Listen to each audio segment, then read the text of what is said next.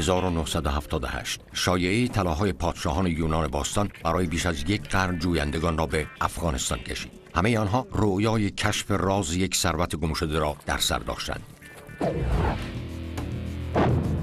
طلای باختری همچنان دور از دسترس باقی می‌ماند، اما میراث آن به شکل شعله‌های جنگ در افغانستان متجلی می‌شود.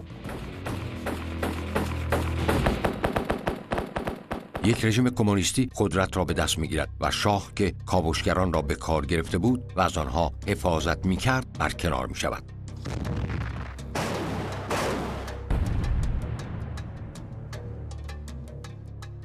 Zahir Shah ruled from 1933 to 1973. It was considered a prosperous area. His cousin, Prince Daoud, overthrew him in 1973. The communists at this time started to grow in strength. بخش‌های باستانشناسی در افغانستان اهداف راحتی برای فرماندهان جنگی سرسختی هستند که با نیروهای کمونیست می‌جنگند. There was a tremendous effort on the part of warlords of Afghanistan to plunder sites in order to gain the funds necessary to wage their wars. باستانشناسی به یک کار خائنانه در افغانستان بدل می شود. با این حال یک شخص غیر محتمل این شانس را پیدا می کند که در یک حفاری برای میراث ملی گم شده مشارکت داشته باشد. باستانشناس شوروی دکتر ویکتور ساریانیدی. We went to the north of Afghanistan to this border zone because Western archaeologists never really came here because of the dangerous conditions. هنگامی که ساریانیدی به افغانستان میرسد، کاوش یک بخش باستانی به نام یمشی تپه در نزدیکی شهر کوچک شوبیرغان با همکاری یک گروه از شوروی و باستانشناسان افغان در حال اجراست. حفاری نتایج شگفت‌انگیزی به همراه داشته است. There was a big city. Relics found there were from the time when the Greeks conquered Bactria. But there were also some objects from the period after Greek rule. This is most likely yet another great city built by the Greeks when they ruled Bactria. This treasured city was then inherited by the Kushan Empire when they defeated the Greeks. Based on what they were finding, we established that this city was most likely once a key part of the Kushan Empire. با کشف بخش‌هایی از امپراتوری کوشان که دوره اسرارآمیز در تاریخ افغانستان است، همه چیز جالب‌تر می‌شود. با شکست یونانی‌ها در 135 قبل از میلاد مسیح، کوشان‌ها آخرین مالکان شناخته شده ثروت‌های باخترند. هنگامی که کاوشگران توانستند خرابه‌های باشکوه این کلان شهر را کشف کنند، یک قصر بسیار بزرگ نمایان می‌شود که با ساختمان‌هایی که منطقه‌ای به وسعت 50 جریب را پوشش داده احاطه شده است. کاوشگران به سختی می‌توانند آنچه را می‌بینند باور کنند. On a platform they had a palace from which you could see the whole area surrounding it. Therefore, Yemshi Tepe was a capital city that the kings or the rulers at the time were inhabiting. یمشی تپه توسط دیوارهای بلند و مستحکم که یک حلقه غیرقابل نفوذ به قطر 2000 پا را تشکیل می‌دادند احاطه شده بود. به احتمال زیاد این یک تکه دیگر از پازل باختری است. تاریخ میگوید که هر کجا قلمرویی باشد پادشاهی نیز هست. هر جا پادشاهی باشد باید در آن نزدیکی یک آرامگاه سلطنتی نیز وجود داشته باشد. As far as where they were burying their dead, you could normally see the location from the actual palace windows. Therefore, it stands to reason that it must be close. This way, the living relatives could observe from their windows that everything was okay and that the dead were undisturbed. گروه ساریانیدی به امید یافتن اعضای خانواده سلطنتی کوشان که روزی بر این قلمرو حکومت می‌کردند، جستجو در بیرون از دیوارها را آغاز می‌کنند. We started working by gradually driving in the area and locating all the ancient sites. They were all from the Middle Ages except for one place on a hill called Tilla Tepe, which translates to Golden Hill. زمانی که ویکتور ساریانیدی بر روی تیلیا تپه ایستاده بود، نمی‌دانست یک گنجینه افسانه‌ای در زیر پاهایش آرمیده است.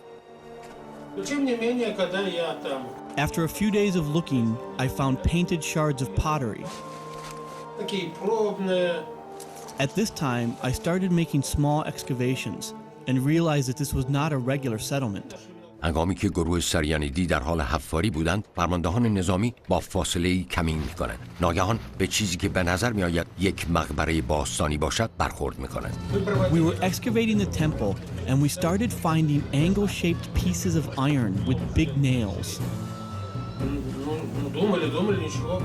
Later, it became clear that they were the pieces that held caskets together. At this moment, it started raining, and it lasted for 3 days during which we could not work. بارش شدید و مداوم باران کاوش را متوقف می‌کند. ساریانیدی و همقطارانش باید بیرون از باران منتظر می‌ماندند تا ببینند چه چیزی در اعماق تیلیا تپه پنهان شده است. 15 نوامبر بارندگی کاهش می‌یابد و گروه به کاوش خود ادامه می‌دهد. ناگهان یکی از کارگران در سمت غربی مقبره یک شیء براق و درخشان را با بیلچه خود پیدا می‌کند.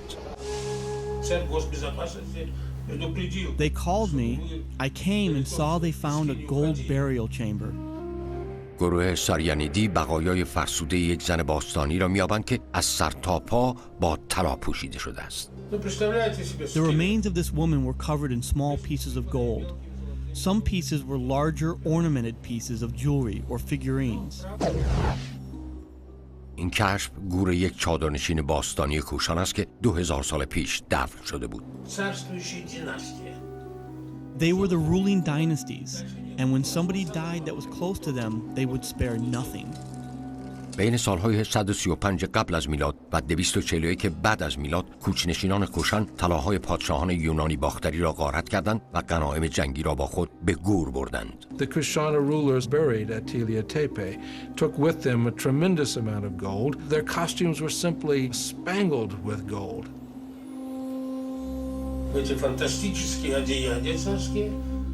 The living descendants would put on these fantastic clothes and quickly carry the dead. They would dig a plain hole in the ground, lower the body, and then carefully cover it up with dirt and grass so that by the next day, even a herdsman with his animals that grazed there would not be able to see it. To keep out smugglers and excavators back then. So they didn't want to publicize, hey, that this is the burial site. The remains of a young woman who took to her grave a kind of eclectic assemblage representing the great cultures of her time. She had with her a bronze mirror from Han China, a coin from the Parthian Empire, a gold coin from the Emperor Tiberius of Rome, a pendant showing the Greek goddess Athena, and she also had an ivory comb clearly imported from India. ساریانیدی از یافتن مقدار زیادی از طلاهای باختری در افغانستان به هیجان می‌آید. با وجود چنین کشف خارق‌العاده‌ای، ساریانیدی از گروهی از باستانشناسان که در کابل دور هم جمع شده بودند نظرخواهی می‌کند. So I took some of those medallions and I went to the conference. I decided to share this find with the members of the Kushani specialists. I felt this was my debt.